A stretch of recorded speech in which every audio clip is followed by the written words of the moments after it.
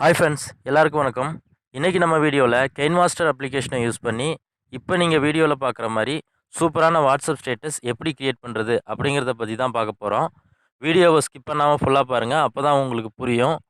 இந்த வீடியோவுக்கு யூஸ் பண்ணியிருக்கிற டெம்ப்ளேட் எல்லாமே டிஸ்கிரிப்ஷனில் இருக்குது, தேவைன்னா டவுன்லோட் பண்ணி யூஸ் பண்ணிக்கோங்க. வீடியோக்குள்ளே போகிறதுக்கு முன்னாடி நம்ம சேனலை இன்னும் சப்ஸ்கிரைப் பண்ணலன்னா சப்ஸ்கிரைப் பண்ணிக்கோங்க.